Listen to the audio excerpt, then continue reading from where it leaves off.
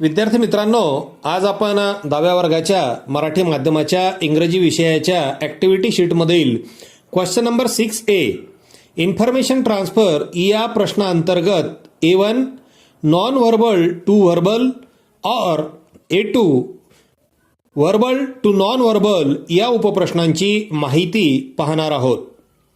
Question number 6A information transfer अंतर्गत A1 और A2 do any one of the following असा हा 5 गुणांचा प्रश्न असतो.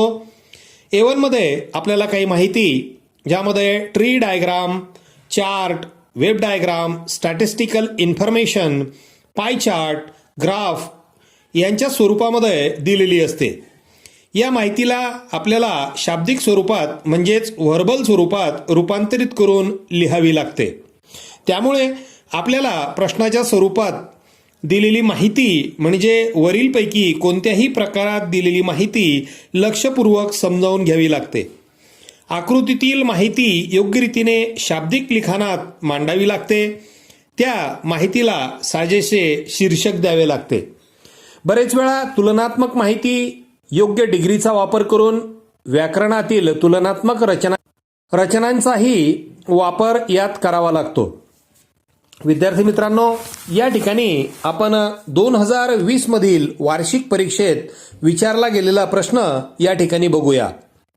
A1 non verbal to verbal. Read the information given in the following table. Write 2 short paragraphs based on it. Give a suitable title to it. आपल्याला या ठिकाणी electrical vehicle आणि non electrical vehicle यांची माहिती या ठिकाणी दिलेली आहे. इलेक्ट्रिकल व्हेकलच्या खाली number 1 run on electric energy, number 2 cause no pollution, number 3 low maintenance oblique high mileage, number 4 need good roads and number 5 can run low speed अशी माहिती आपल्याला इलेक्ट्रिक व्हेकलची दिलेली आहे. Non electric व्हेकल्समध्ये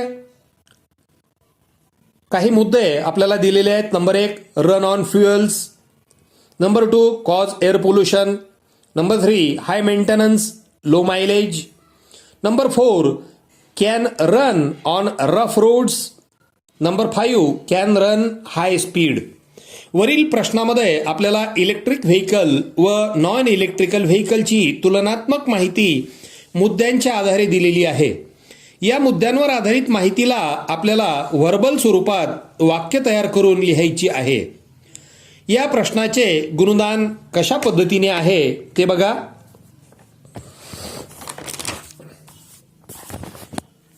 marking scheme.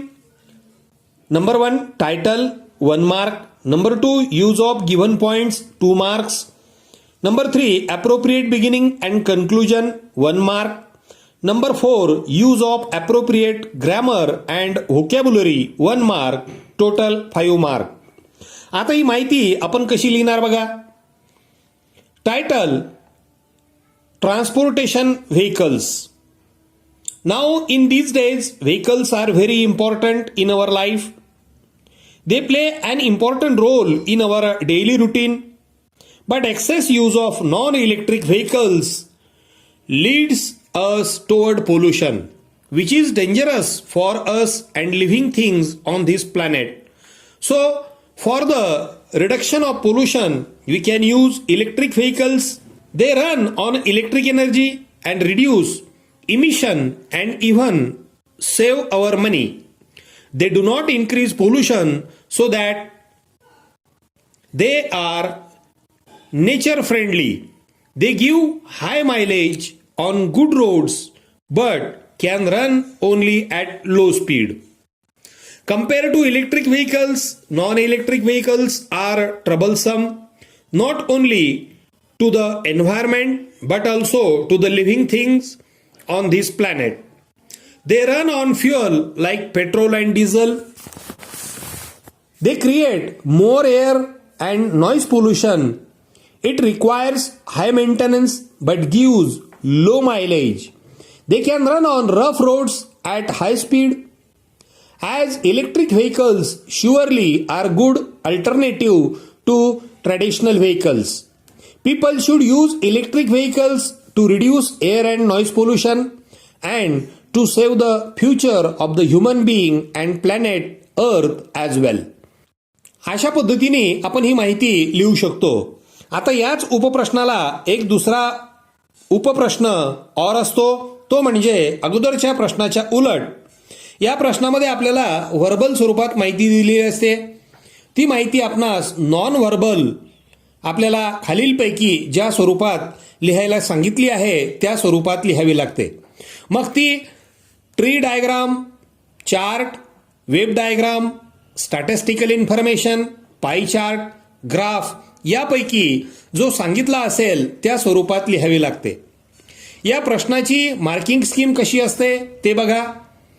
टायटलला 1 mark, covering all points 2 marks, appropriate graphic or layout 1 mark, overall presentation 1 mark, total 5 marks.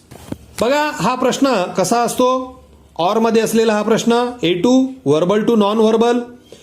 Read the following information and present it in the tree diagram given below. Give a suitable title to it.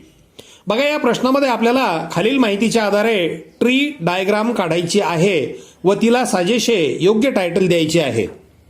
Roxx are not all the same. The 3 main types or classes of rocks are sedimentary, metamorphic and igneous. Sedimentary rocks are formed from particles of sand, shells, pebbles and other fragments of materials. Generally, sedimentary rock is fairly soft and may break apart or crumble easily. It is usually the only type that contains fossils. Examples of this rock type include conglomerator and limestone. Metamorphic rocks are formed under the surface of the earth from the change that occur due to the intense heat and pressure. The rocks that results from these process often have ribbon-like layers and may have shiny crystals formed by minerals growing slowly over time on their surface. Example of this rock type include gneiss and marble. Igneous rocks are formed when magma cool and hardens. Sometimes the magma cools inside the earth and other times it erupts onto the surface from volcanoes. When lava cools very quickly, no crystals from the rock looks shiny and glass-like. Sometimes gas bubbles are trapped into the rock during the cooling process, leaving tiny holes and spaces in the rock. Example of this rock type include basalt and obsidian. वरील माहिती खडक, त्यांचे प्रकार, ते कसे तयार होतात याची उदाहरणे अशी आहे. या माहितीला ट्री डायग्रामच्या स्वरूपामध्ये लिहायची आहे. ती कशी लिहिणार बघा. Types of Roxx. Number 1, sedimentary. Number 2, metamorphic. Number 3, igneous. Sedimentary, particles of sand, shells, pebbles and other fragments of material. Conglomerate and limestone. Metamorphic, intense heat and pressure under the surface of the earth.